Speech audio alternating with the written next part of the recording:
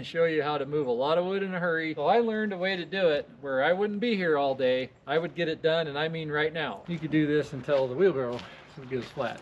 I greased the bearings in the tire because this isn't all that great on it, but I mean, we got a load. We just got done playing with the Obsco, and the basement's getting a little, not low on wood, but I like to try to keep it full all winter. So when summertime comes, I'm done. I go get wood, put it out in the pile, let it dry, but my wood's already out there covered and seasoned. You guys have watched me stack it. This is the wood we cut last year. So I'm gonna take the hot rod here and we're gonna fill the back end of it up with wood and bring it over here. This goes into that, we talked, you know, people have commented on how many times you handle the wood.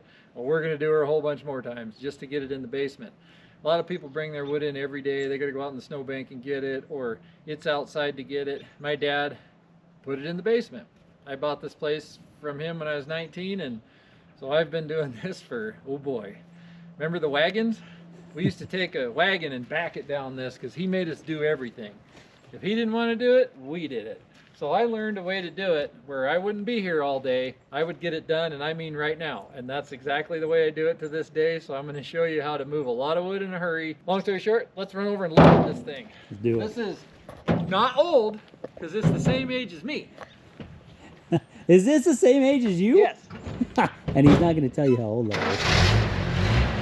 That is a bit of a classic, I guess. Throw the tin on it, it generally keeps it pretty dry. You can see how it leaked a little bit here. No big deal to dry out in the basement. It's just surface water.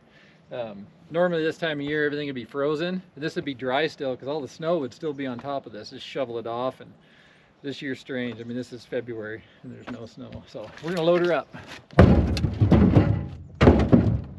we've already handled it. We picked it up to split it. We split it, we put it in the truck. Then I had to stack it in the truck. Then I brought it home. And a lot of times I had to shift it from the front of the truck to the back of the truck. And then I put it in the pile here. So now we're gonna pick it up again, put it in the truck, haul it over there, take it out of there into the wheelbarrow, haul it in the basement, take it out of the wheelbarrow and put it in the pile. I don't know how many that is. Me either. Don't count, because then it doesn't matter. But the thing is I can do this now. In the wintertime, I usually do this at night after work. Just put a headlamp on and come out and do this. So it doesn't take my fishing time or my fun time or anything away.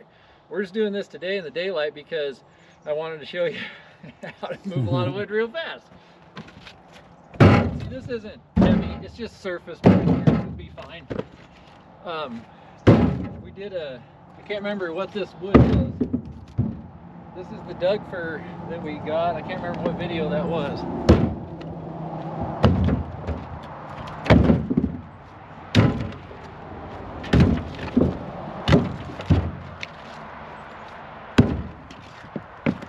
We got red fir and tamarack mixed together. It's still frozen.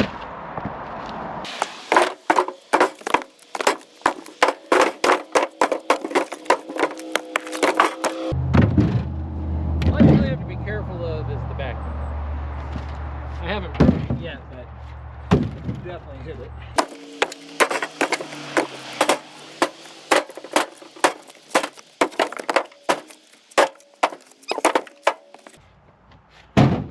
Yeah, I could back it up, but it's winter and the exercise doesn't bother me to move it that little bit more.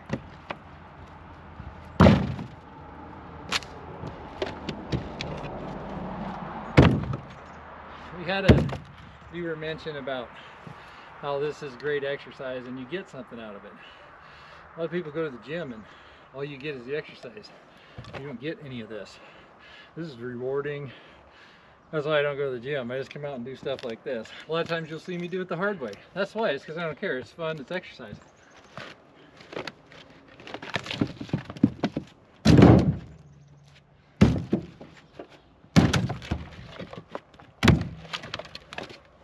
Okay. So we don't want to overload the old little Toyota too badly, but if we lose any pieces, we'll have to handle them more.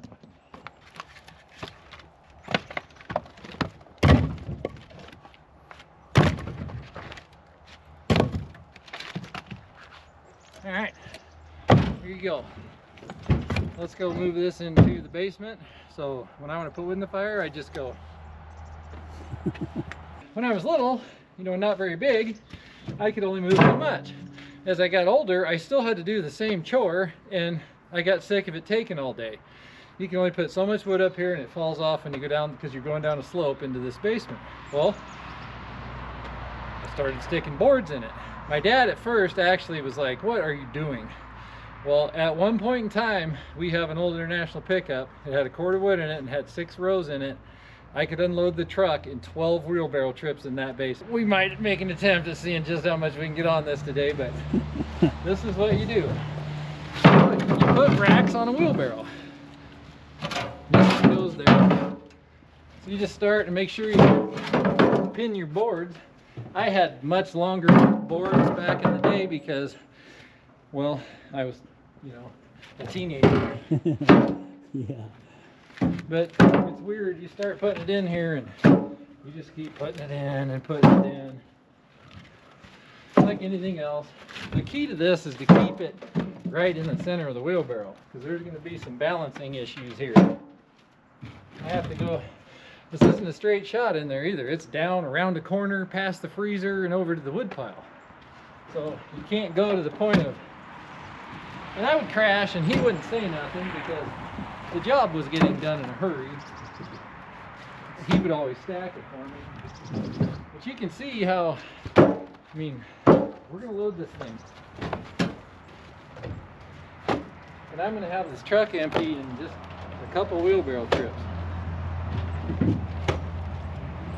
You have to load as much on the back as the front, because otherwise it'll be front heavy and you won't be able to steer it.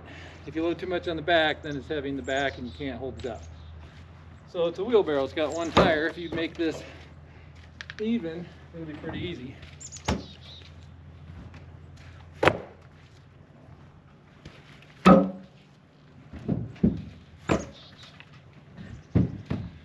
Okay, this is a reasonable load. This would not get a truck unloaded in 6 loads. I had boards that stuck out this far, and it would literally mount it as high as until I couldn't look over it anymore. But you'll sit here and talk, and well, one more piece will fit here, and maybe another one here, one here. You could do this until the wheelbarrow gets flat. I greased the bearings in the tire because this isn't all that great on it, but I mean, we got a load. So, like I said, this isn't easy to train. Now I have the door just pinned so I can just bump it with the wheelbarrow and the door's gonna open, and then I gotta turn the corner. So let's do it. The key to this is to be able to put this in your shoulder, because you can't get the wheelbarrow to move. Right. My arms aren't strong enough to push it. So you just pick it up. Not only that, it helps you balance it, but right now I'm gonna know what kind of trouble I'm in. So it's definitely balanced pretty good. It's leaning towards my brother. So we're gonna get this going. And like I said, I have crashed. Now we're headed down the incline. The whole thing is just to keep it balanced.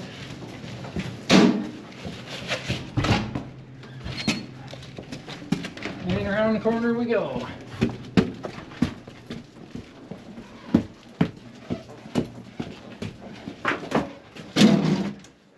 There it is. Now I just fill up my pile. There's about, I don't know, 6 cord down here when it's full. You got a whole bay here. Same depth as that one. Yeah, you can see it going in the back. Rain gear. It's nice about a wood stove. You can dry all your stuff out. This is a forced air wood furnace that we have. Pretty nice. In fact, it's probably, yeah, we were playing and didn't keep it full. But as far as this goes, it's right here, so I can just unload it. You gotta be careful. Same thing. You gotta take the wood off the back and the front, or the whole thing tips over. At the same, you know, keep your balance, because the wheelbarrow will fall over. And I just keep this full. I do this after work, maybe a couple pickup loads whenever I feel like it when I get home. And the basement's always full of wood. You'd be surprised how fast you can bring a cord of wood in with loading a wheelbarrow like that. So he broke the golden rule there and left the door open so the mice can come in. I think you probably remember that saying. The door's closed? I don't know what he's talking about. What door? For the mice. Yeah, I do seem to remember that now. I'm out of practice. You can see we filled that hole in some of this one. I mean, how many loads is it going to take to have this back in shape? I came to the other side of the truck because I worked that side out, so I'll be able to reach everything. That's what's nice about this little two-wheel drive Toyota for doing this, is it's not a full-size pickup. He wouldn't be able to reach this wood, you know. Not gonna tell everybody what year that truck is, are you? No. No. Just gonna leave that out. We don't need to know that. It's a perfectly good model. Young. Mostly new. Mostly new.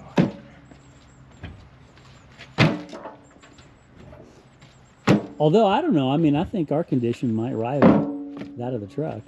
We're pretty good. We're going to do this in 3 wheelbarrow loads. No problem. I can see it already. We don't stack it in the back of the truck because it's just another waste of moving the wood. So that's why I just throw it in. Then you'd have to, that'd be another, you know, moving it again.